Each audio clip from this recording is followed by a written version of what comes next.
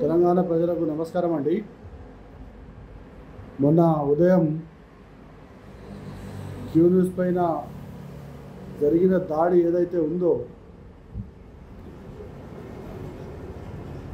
కల్వకుంట్ల కవిత అనుచరులు, తెలంగాణ జాగృతి సంబంధించిన కల్వకుంట్ల కవిత అభిమానులు, ఆమె అనుచరులు వచ్చి నిరసన వ్యక్తం చేస్తామని వచ్చి దాడికి దిగడం చాలా అమానుషం. దీన్ని మేము తీవ్రంగా ఖండిస్తున్నాం. ఇలాంటి దాడులు గత ప్రభుత్వంలో ఉన్నప్పుడు అలానే చేశారు. ఇప్పుడు ప్రతిపక్షంలో ఉన్నా కానీ వాళ్ళకు మేము ప్రభుత్వంలో ఉన్నామనుకొని ఇదే దాడులు కొనసాగిస్తున్నారు. మొన్న మహాన్యూస్పై అయితేనేమి, అంతా దాని తర్వాత ఆంధ్రజ్యోతిపై అయితేనేమి, ఇప్పుడు క్యూ న్యూస్పై అయితేనేమి, ఇలాంటి దాడులు తెలంగాణలో ఇప్పుడిప్పుడే చూస్తున్నాం మనం. అప్పుడు తెలంగాణ కోసం, తెలంగాణ ఏర్పాటు కోసం ఉద్యమ సమయంలో చాలా రకాల నిరసనలు వ్యక్తం చేయడం జరిగింది. కానీ ఇలాంటి దాడులు ఎప్పుడు చేయలేదు. మరి ఇప్పుడు వాళ్ళు ప్రభుత్వాలు ఉన్నామనుకుంటారా, వాళ్ళు ఏమనుకుంటారా తెలియదు. కానీ ఇలాంటి దాడులు మాత్రం సహేతుకం కాదు. కల్వకుంట్ల కవితక్క గారు, మీకు ఒక విషయం చెప్పాలి. గత 10 సంవత్సరాలు మీ నాయన ఏదైతే ఉన్నాడో ప్రభుత్వంలో, అప్పుడు మీరు మంచి ఎంపీగా, నిజామాబాద్ నుంచి ఎంపీగా 5 సంవత్సరాలు ఉన్నారు. మీ నాయన చేతిలో ప్రభుత్వం ఉంది. మీరు సెంట్రల్లో మాట్లాడవచ్చు, మీ నాయన ఇక్కడ రాష్ట్రంలో మాట్లాడవచ్చు. అలాంటి పొజిషన్లో ఉన్నప్పుడు ఏ ఒక్క రోజు కూడా బీసీల కోసం మాట్లాడని కవిత గారు 33% ఉన్న రిజర్వేషన్ను 23%కి తగ్గించిన మీ డాడీ చేసిన నిర్వాకాన్ని ఏ ఒక్క రోజు మాట్లాడని కవిత గారు గత టీఆర్ఎస్ ప్రభుత్వంలో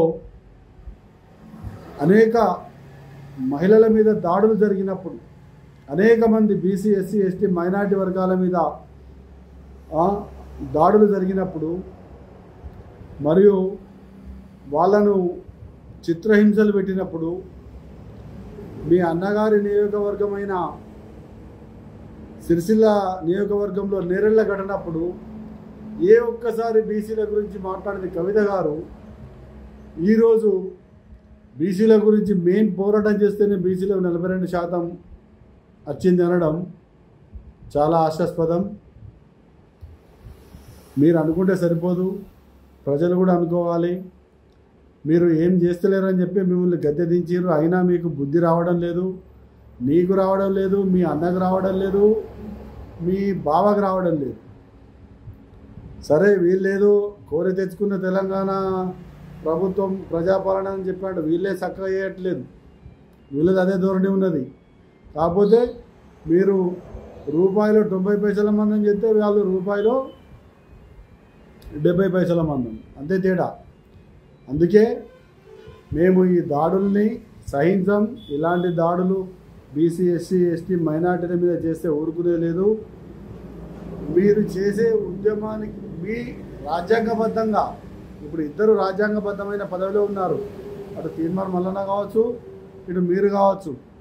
మీరు ఏమన్నా ఉంటే నీ ఇబ్బంది కలిగించిన మాట ఏదైనా ఉంటే మీరు కోర్టును ఆశ్రయించండి. పోలీస్ స్టేషన్లు ఉన్నాయి, చట్టాలు ఉన్నాయి.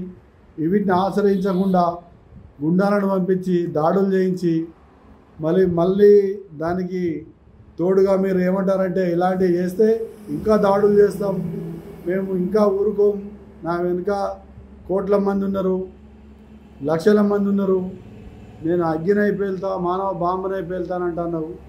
మరి మా వెనుక ఎవరు లేరా? ఉన్న సమాజం అంతా మీ దొరల రెడ్ల వెనుకనే ఉంటే మా బీసీల వెనుక ఎవరు లేరు అనుకుంటారా? మీ జనాభా ఎంత, మీరెంత? మా జనాభా ఎంత, మేమెంత? మీ వెనుకనే కోట్ల మంది ఉంటే మరి మా వెనుక ఎంతమంది ఉండాలి? నిన్న నువ్వు క్యూ న్యూస్ పైన దాడికి పంపించినావు, ఎంతమంది ఉన్నారు నీ వాళ్ళు? నీ అభిమానులు అని తప్ప నీ క్యాస్ట్కి సంబంధించిన వాళ్ళు ఎంతమంది ఉన్నారు అందులో? మా వాళ్ళు ఎంతమంది ఉన్నారు? నువ్వు పంపిన వాళ్ళు మా వాళ్ళే, అక్కడ దెబ్బలు తిన్నది మా వాళ్ళే, కొట్టిన వాళ్ళు మా వాళ్ళే. నీకేం ఇబ్బంది కాలేదు కదా. అందుకే మునుముందు ఇలాంటి దాడులు చేయకుండా రాజ్యాంగబద్ధంగా మీకు వాక్ స్వాతంత్రం హక్కు ఉన్నది. మీరు మాట్లాడవచ్చు, ఆయన మాట్లాడవచ్చు.